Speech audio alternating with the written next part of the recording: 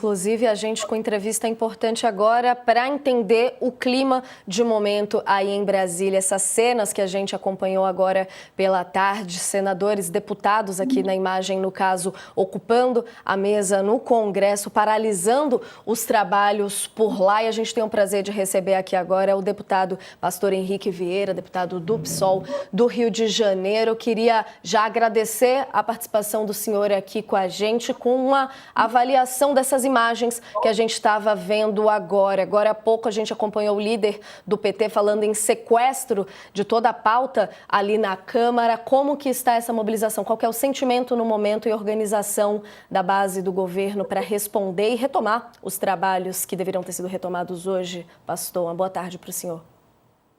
Boa tarde, um prazer estar com vocês. É uma cena triste, porque não se trata de uma obstrução regimental legítima, se trata de impedir a abertura da sessão, portanto, o trabalho legislativo. É uma atitude de afronta, é uma atitude antidemocrática. Uma coisa é obstrução regimental dentro da sessão, outra é você sentar na mesa diretora e impedir que uma sessão se inicie. Nós, da base do governo, fizemos uma coletiva agora há pouco, entramos em contato com o Hugo Mota, que, ao que tudo indica, está retornando da Paraíba para iniciar a ordem do dia. Mas não se trata de obstrução, concordo com o Lindbergh, é a imposição, é uma espécie de coação.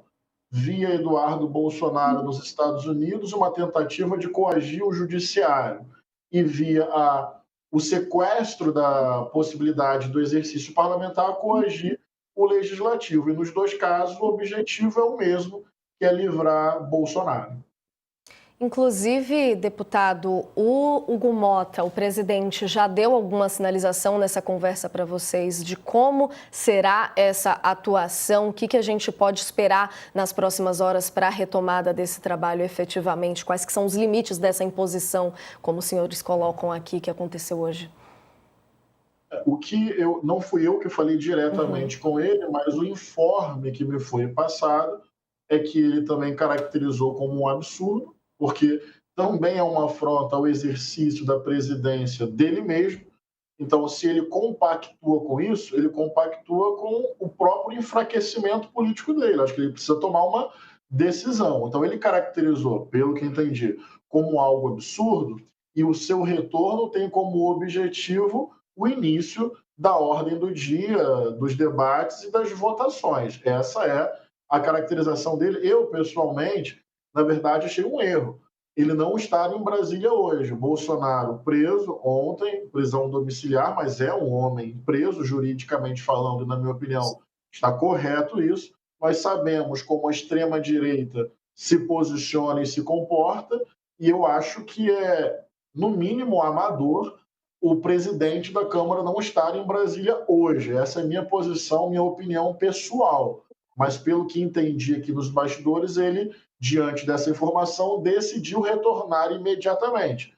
A extrema-direita continua ocupando o plenário e nós estamos aguardando, portanto, nesse momento, o retorno de Hugo Mota para solucionar essa questão que nós não podemos normalizar. Uma coisa é você protestar, você emitir as suas opiniões dentro do trabalho legislativo. Outra coisa é essa que eles estão fazendo, me parece, profundamente antidemocrática, uma tentativa de todas as formas de coagir o legislativo e o judiciário para que Bolsonaro não seja responsabilizado penalmente por uma tentativa de golpe de Estado. É bem absurdo o que está acontecendo, na minha opinião. Dentro dessa avaliação sobre a atuação do Hugo Mota, deputado, a gente viu hoje em uma das falas, no caso do deputado Altineu Cortes, ele sendo diretamente citado de que se ele for sair do país, o Altineu ali como vice-presidente vai encampar a discussão da anistia. Queria uma opinião sua sobre isso e sobre as possibilidades de resposta também da atuação de Hugo Mota nesse ponto específico da anistia, nessas respostas que eles colocaram ali como possibilidade de paz no meio da guerra total, que é o termo que eles estão usando para a situação de momento aí em Brasília. Esta fala do Altineu, na minha opinião, revela que, mais do que nunca, o Hugo Mota precisa ter uma posição firme e uma posição de respeito ao parlamento, de respeito à Constituição, de respeito à harmonia e à independência entre os poderes. Eu não estou pedindo ao Hugo Mota para que se torne uma pessoa progressista ou de esquerda. Eu acho que cabe ao Hugo Mota consolidar uma maioria democrática no parlamento brasileiro. E quando eu falo maioria democrática, dentro desta maioria democrática tem divergências, tem conflitividade política, ideias diferentes, mas eu acho que é com esta maioria democrática que o Hugo Mota deveria estabilizar ao máximo a sua presidência. Quanto mais ele cede a esse extremismo de direita, na minha opinião, mais ele se enfraquece. Não é um cálculo fácil. O Congresso é ultraconservador. O próprio termo centrão mais esconde do que revela. Centrão, programática e ideologicamente falando, é um grupo de direita, mas que por conveniência, interesse e fisiologismo político faz pactuações mais amplas e por vezes fecha com o governo da vez. É muito complexo o cenário, mas eu acho que essa fala do Altineu, respondendo mais objetivamente a sua pergunta, coloca o Hugo Mota um tanto contra a parede. Ele vai ouvir isso do primeiro vice-presidente e vai fazer o quê? Aceitar esse tipo de intimidação ou pactuar com uma maioria democrática para estabilizar o Congresso? Eu acho que chegou a hora dele decidir. Momento muito grave, deputado. A Letícia também quer emendar uma pergunta. Eu vou só pedir rapidamente para quem está com a gente na audiência da televisão. A gente vai para um rápido intervalo, mas seguimos com a entrevista aqui no YouTube. Vai lá, Letícia. Deputado, boa tarde. A gente sabe que a pauta da anistia foi uma promessa de campanha do Hugo Mota para ser eleito aqui na Câmara, para a eleição dele à presidência aqui da Câmara. E o PL é o maior partido, a maior bancada que tem aqui. Além disso, a gente vê outros partidos como Progressistas, União Brasil e ainda integrantes de outros partidos também, que são a favor dessa pauta, principalmente porque eles olham para isso e falam, bom, eu quero garantir meus votos em 2026 e o eleitorado bolsonarista é um eleitorado muito importante.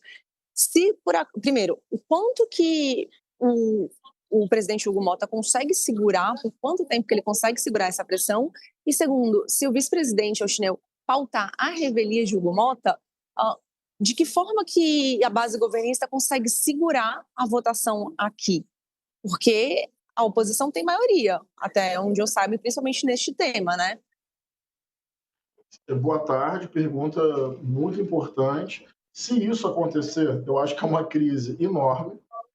Nós obstruiríamos essa votação com certeza, mas o cálculo do Hugo é um pouco mais complexo. Primeiro, eu quero lembrar que eu fui candidato à presidência da Câmara pelo PSOL, denunciando toda essa lógica, mas eu lembro bem do campo democrático, da base governista e da própria liderança do PT, dizendo que também estava votando no Hugo Mota porque ele havia se comprometido em não pautar a anistia.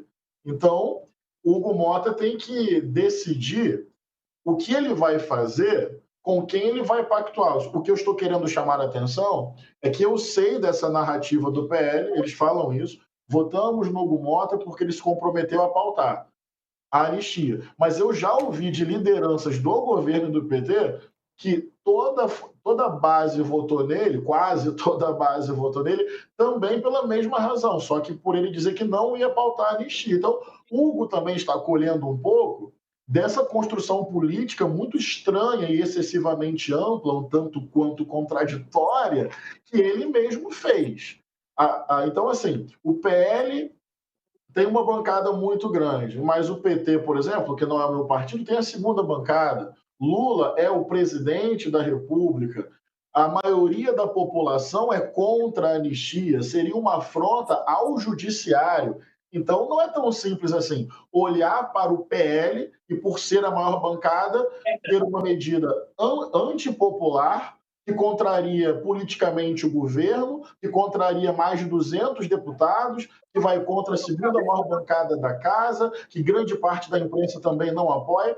Então, assim, eu acho que o PL é, sem dúvida, uma variável importante, mas não é uma variável única para o Hugo Mota pensar. A anistia, do ponto de vista político e jurídico, é um absurdo, porque tudo demonstra que houve uma tentativa de golpe contra a democracia. Ele teria que colocar a assinatura pessoal dele nisso, se colando muito mais ao extremismo. E tem um outro elemento que eu quero colocar. O Centrão, no colégio de líderes, nunca apertou o acelerador, não, em prol da anistia. Nas reuniões de colégio de líderes, quem pede para votar, diz que vai obstruir, é mais a extrema-direita, é o PL. Os partidos do Centrão até flertam com a ideia da anistia, mas não dobram ou triplicam a aposta em cima disso não, sabe? Então tem mais variáveis aí, na minha opinião, para o Hugo Mota pensar. Que ele pode ceder ao PL e perder a sociedade, de se desgastar com o judiciário, se desgastar com o governo e por aí vai. Dentro dessas variantes, deputado, a gente aqui agora já com a nossa audiência completa, retomada, queria falar também em termos da opinião pública. A gente vê a opinião em torno do Congresso degringolando de um tempo para cá e agora, com o último Datafolha, a informação de que 78% dos entrevistados associam o Congresso à defesa de interesses próprios. A gente falava aqui um pouco dos porquês desses interesses, as discussões dos alinhamentos com a família Bolsonaro ou não, mas na opinião do senhor, até que ponto os deputados, no caso aqui do senhor, estão interessados, o senhor avalia que eles estão interessados ou não em se manter associados a essa ideia de interesses próprios, à agenda bolsonarista, tendo a própria credibilidade ali impactada? Até que ponto o nível de influência e de apoio eleitoral é importante nessa situação do momento? Que ponto que está essa balança na avaliação do senhor?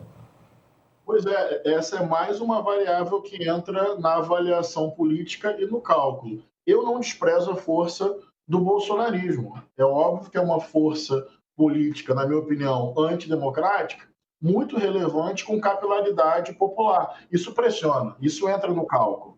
Mas vamos lá. Nos últimos acontecimentos, quando a gente olha as pesquisas, vamos ser objetivos e pragmáticos, tentando pensar como o Centrão. Lula voltou a crescer em todos os cenários eleitorais. A maior parte da população brasileira acha que Bolsonaro deve usar a tornozeleira e que Bolsonaro deve ser preso, que ele não deve ser candidato. Então, olha como é que o Hugo Mota tem que pensar bem. Porque se ele se associa à pauta da anistia, ele se associa mais definitivamente com o bolsonarismo. E o bolsonarismo, embora seja forte e relevante, está perdendo força nesse momento. Na fotografia dos últimos 2 meses, com a conspiração lá fora contra a soberania nacional e o tarifaço do Trump, eles perderam força.